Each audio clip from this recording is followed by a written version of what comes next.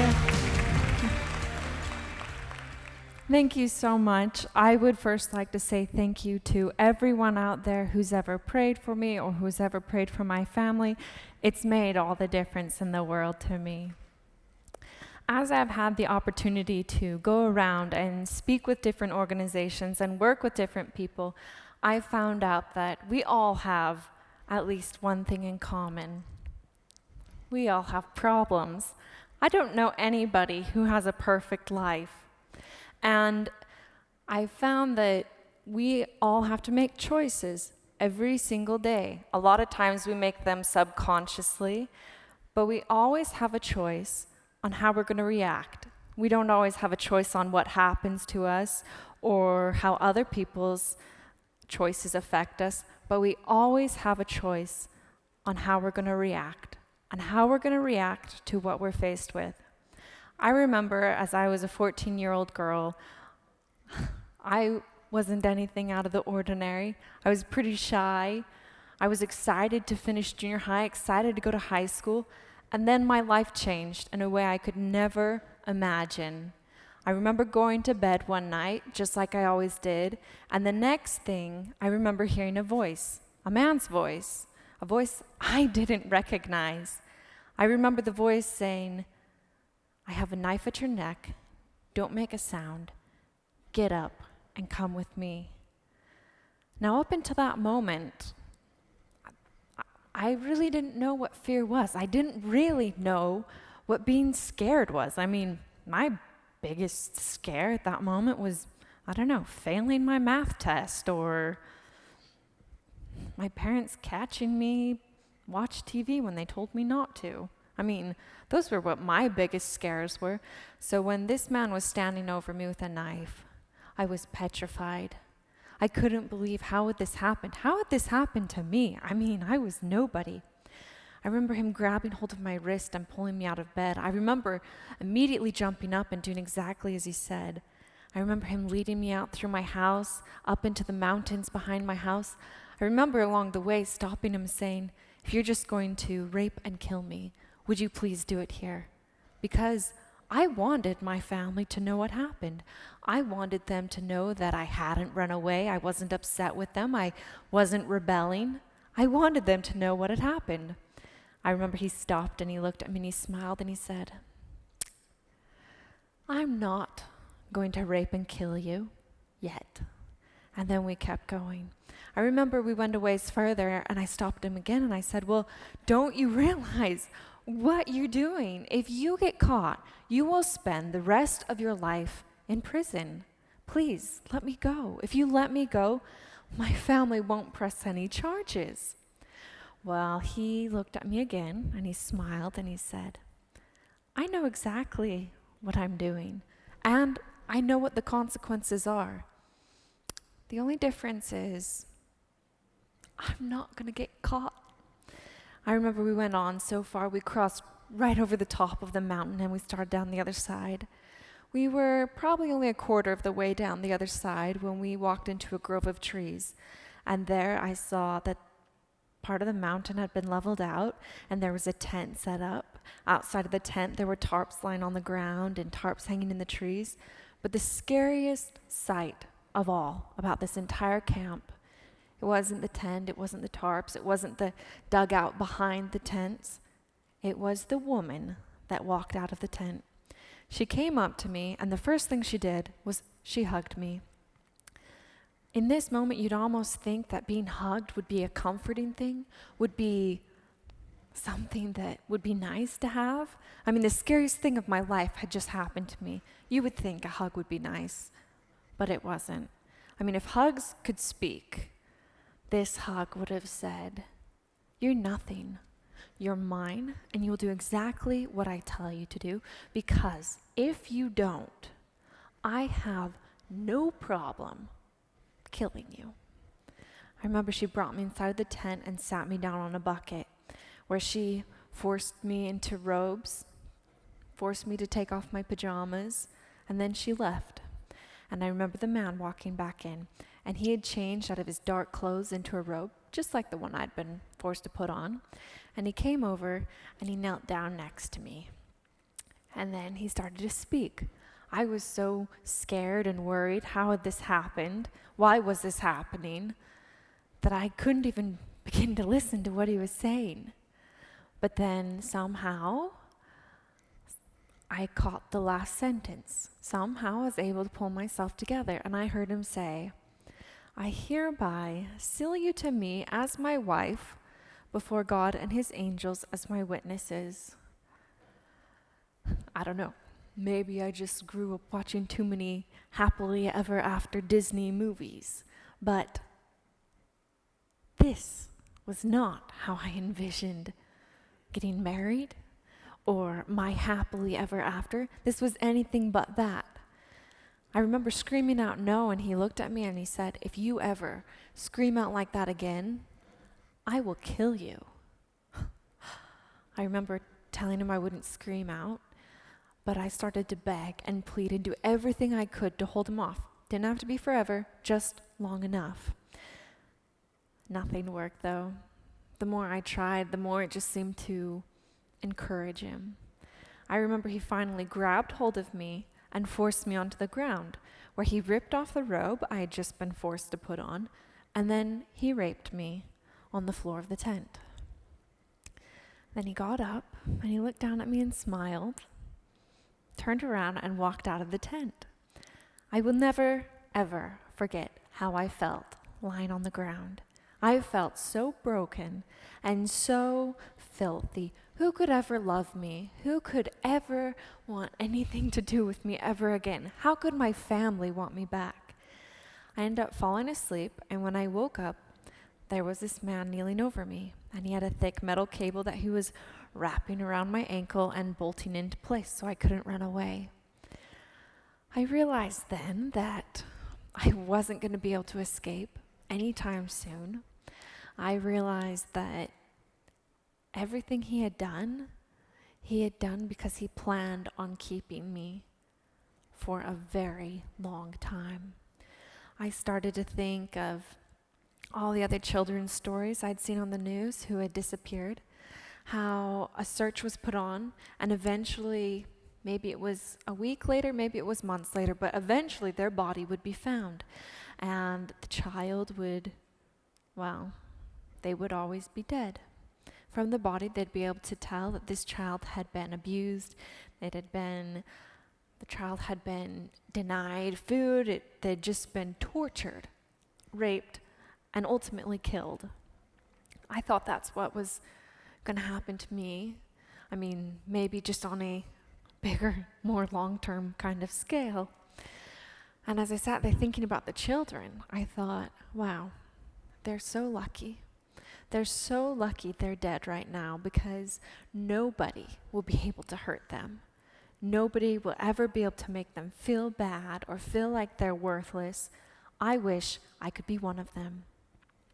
I remember as I sat there, I started to think about my family and wondered if they'd love me, if they'd want me back. And then I remembered my mom telling me that she would love me no matter what. She would always be there for me. She may not always like what I do or like my decisions, but that she would always love me, and nothing could ever change that. And as I sat on that mountainside thinking about it, I realized that she was right. I realized that my dad would always love me. My family would always be there for me, no matter what. So because I had something that nobody could take from me, that nobody could change, that would never die, I made the decision that I would do whatever it took to survive. Didn't matter what, I'd do it. But somehow, I would survive. And I can't say that I always had this bright hope that somehow I'd live. There were days when I would have rather died, but somehow that day would pass, and eventually I did make it home. I'll never forget the day that I was surrounded by policemen with my two captors when we were walking down State Street in Salt Lake. I will never forget when they put them into the back of their police car and separated me after I told them that I was Elizabeth Smart. I remember being brought to the police station, where I was brought into a tiny little room, And I thought I was going to jail, actually, because they hadn't said anything to me. I kept thinking, well, don't I get a phone call? Don't I get something? Isn't that protocol? Isn't that my right? And then I started to think, well, all things considered, prison doesn't actually sound that bad compared with where I've been the last 9 months. I remember it was right about that moment that the door came flying open and my dad came running into the room. And he just swooped me up in the biggest hug you can imagine. And it was in that moment that I knew that nobody would ever be able to hurt me ever again, because my dad was there. And he'd never abandoned me. He'd always loved me. And whatever lay in front of me, it'd be okay. It'd be okay. I remember seeing my mom again for the first time, and my brothers and my sisters. And if I had to describe heaven or tell you how I imagine heaven, that's how I imagine heaven. That moment, being surrounded by the people who love you the very most, knowing that nobody can ever hurt you again.